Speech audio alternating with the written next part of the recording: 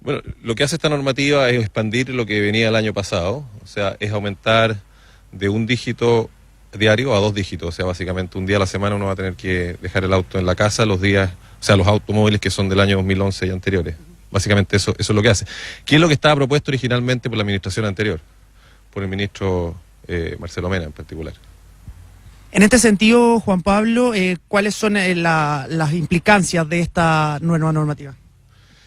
Quizás la mejor manera de contestar esa pregunta es yéndose hacia atrás, hacia el año 93, cuando en ese momento se eximió de la restricción, existía una restricción también de un día a la semana, o de 2 dígitos diarios, y en ese momento se eximió a todos los vehículos catalíticos de esa restricción, que es exactamente lo que está pasando hoy día. ¿Te fijas? Porque básicamente vamos a tener una restricción de 2 días a la semana, pero está eximiendo a ciertos vehículos, en este caso del 2012 y más nuevo. Y te puede hacer la misma pregunta, ¿qué pasó en ese momento? Y nosotros efectivamente trabajamos bastante tiempo explicando el resultado de esa propuesta, y el resultado principal ahí es que logras que la flota de vehículos se mueva más rápido hacia vehículos más limpios, o sea, tiene un efecto positivo en la contaminación, pero no tanto por rebajar la cantidad de autos circulando hoy día, sino es porque estás moviendo de una manera más rápida la flota de vehículos hacia vehículos más limpios. Ese es el efecto principal. Mirna Mauricio en el estudio, Juan Pablo los escucha. Sí, yo quiero dejar bien en claro, Juan Pablo, ¿qué tal? Buenos días. Buenos días, Mauricio. ¿Cuánto hay aquí de compromiso político? Porque aquí se ha planteado incluso que es inconstitucional, que hay derechos que de ahora se están infringiendo, compromisos de Estado desde los años 90, me acuerdo del ministro Álvaro García cuando era secretario general de la Presidencia, en algún minuto se planteó que si se estaba normando, digamos, el parque automotor para que entraran a Chile los autos que no consumían benzina con plomo, se radicó la benzina con plomo. Me estoy remontando a esos orígenes. Hay quienes reivindican esos orígenes para plantear argumentaciones de índole incluso constitucional para rechazar una restricción a los vehículos con convertidor. Esa puede ser toda una línea de análisis. La otra es la concreta, del efecto real. Y estoy pensando también en que puede haber modelos que no hemos explorado en Chile, como entiendo que aplica en Madrid, restricciones diferenciadas, incluso no solo restricción, por ejemplo, prohibición de circular, sino que prohibición de circular en ciertas áreas o prohibición de circular por sobre cierto límite de velocidad, porque los autos cuando aceleran más contaminan más, si van a velocidad más pareja contaminan menos.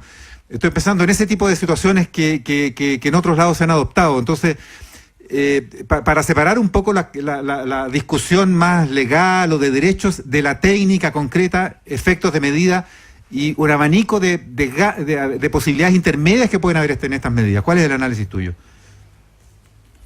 Mauricio, o sea, yo creo que es muy buena la división que tú haces. O sea, el tema legal yo lo dejaría aparte, o el tema anticonstitucional, porque efectivamente hoy día hay vehículos que son bastante más, tienen convertidor catalítico, pero contaminan muchísimo, y yo creo que son vehículos que uno tiene que buscar la forma de disminuir su circulación.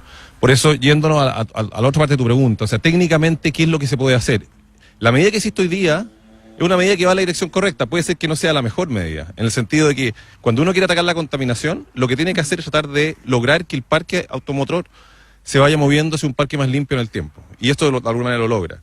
Ahora, hay otras medidas. Madrid hace exactamente lo mismo. La diferenciación que tú dices, básicamente te pone fechas o te pone tipos de vehículos, por ejemplo, híbridos, etcétera, que no están restringidos.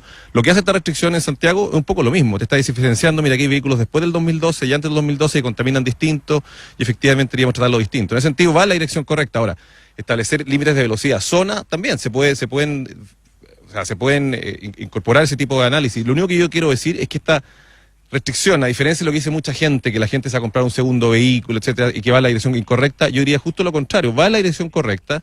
Primero, no cree sentido comprarse un segundo vehículo, porque lo que vimos nosotros en la restricción que te dije yo anterior, del año 93, fue justo lo contrario, la gente no se compró un segundo vehículo, lo que hizo que se cambió más rápido a un vehículo más nuevo sin restricción.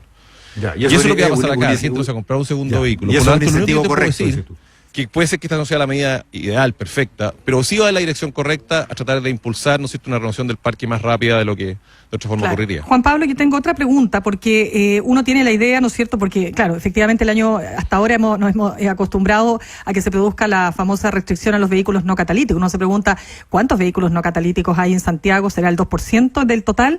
Pero lo que me interesa es lo que tú señalas, o sea, pensar que un vehículo catalítico sí contamina. Y yo pregunto, ¿y qué pasa con las revisiones técnicas? ¿No son capaces de detectar aquello? ¿O va más allá? ¿Es más sutil todavía? A ver, las revisiones técnicas, incluso si tú pasas la normativa, hay vehículos antiguos que emiten bastante. Porque fíjate que la normativa se va relajando en el tiempo. O sea, lo que se le exige a un auto nuevo es muy distinto a lo que se le exige a un auto antiguo. Un auto del año 2000 tiene una normativa distinta que un vehículo del año 2016. Por lo tanto, lo que uno podría hacer es fijar de alguna manera un corte y decir, mira, desde aquí en adelante, que es lo que hacemos, por ejemplo, este trabajo último que te mencionaba, de aquí en adelante estos vehículos prácticamente no deberían circular en Santiago. Yo estoy hablando de vehículos del año 2000, 2003, son vehículos que contaminan muchísimo, que podrían incluso pasar la revisión técnica. Pero desde el punto de vista de bienestar de la población, son vehículos que a lo mejor no deberían circular en Santiago por la cantidad de contaminación que emiten. Juan Pablo, estamos conversando con Juan Pablo Montero, economista, ingeniero civil del Instituto de Economía de la Universidad Católica. Si estamos hablando de incentivos correctos y si esta medida, por imperfecta que sea, va en la dirección correcta porque está incentivando, si no el aumento del parque, al menos la renovación del parque, ¿no deberíamos ser más agresivos con eso? Y, por ejemplo, ir derechamente a incentivar una renovación incluso acelerada con todas sus letras del parque, por ejemplo, bajando impuestos a los vehículos menos contaminantes, le hace híbridos y más aún eléctricos, o liberando el IVA para esos vehículos, liberándolos hasta del permiso de circulación, al menos durante un periodo de transición para incentivar una renovación acelerada del parque. ¿Sería razonable pensar algo así? Uno puede pensar en eso, Mauricio. Quizás políticamente no sea tan fácil de implementarlo, porque estás ahí ayudando a la compra de vehículos nuevos y ha pasado en otros lugares del mundo, por ejemplo, con los subsidios a los vehículos eléctricos, que finalmente terminan comprándolo los hogares más ricos. Pero sí lo que hay que hacer, y en la línea que tú planteas, Mauricio, es que yo creo que uno tiene que ser mucho más exigente con los vehículos más antiguos. Hoy día, solamente un día a la semana es poco. Vehículos del año 2000, hasta el 2003, diría yo, de ahí hacia atrás, deberían estar mucho más restringidos que lo que tenemos hoy día, que es un solo día a la semana.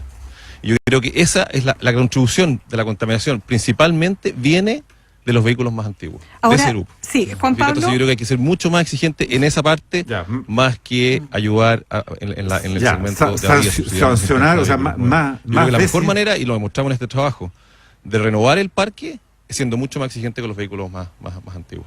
O sea, más duros, con más restricciones, no de solamente un día a la semana, sino a lo mejor de 2, 3, incluso 4 días. Y de hecho la política óptima puede ser restricción total, como por ejemplo ocurre en algunas ciudades hoy día en Europa, que no tiene restricción absoluta, por ejemplo, a ciertos vehículos. No pueden entrar al centro de la ciudad, ciertos vehículos diésel que no cumplen con ciertas normativas, etcétera. Claro, estamos conversando con Juan Pablo Montero, economista, ingeniero civil y actualmente trabaja en el Instituto de Economía de la Universidad Católica. Juan Pablo, y desde el punto de vista de la congestión, evidentemente que esto va a generar una descongestión importante. ¿Cuánto se ha calculado en tiempos de viaje, por ejemplo, que esto puede favorecer en hora punta? ¿Se tiene alguna idea? No mucho. No ayuda mucho a la congestión, porque dos dígitos diarios, básicamente un día a la semana, la verdad que no te ayuda mucho. Lo que nosotros sí estudiamos es qué pasaba, por ejemplo, con una medida efectivamente que apunta a la congestión, porque son dos cosas distintas. Si tú quieres atacar la congestión con políticas de restricción vehicular, lo que tienes que hacer es restringirlos a todos y permitir que aquellos que quieran circular tengan que pagar un pase diario, que nosotros lo estimamos más o menos en 9.000 pesos. Y nosotros lo que estamos proponiendo, una medida bien concreta, incluso que la ministra de Transporte la conoce bastante bien y ex ministro de Transporte también, es restringir 2 días a la semana, pero permitirte pagar un pase diario de 9.000 pesos. Y con eso, por ejemplo, los tiempos de viaje podrían aumentar un 14%. Recién ahí vas a ver efectos importantes. Con esta medida, el tema de la congestión prácticamente tiene un efecto muy bajo. Bien, Juan Pablo Montero, economista, ingeniero comercial, muchas gracias por conversar con nosotros en ADN Hoy. Gracias, Juan Pablo. Muy bien, gracias.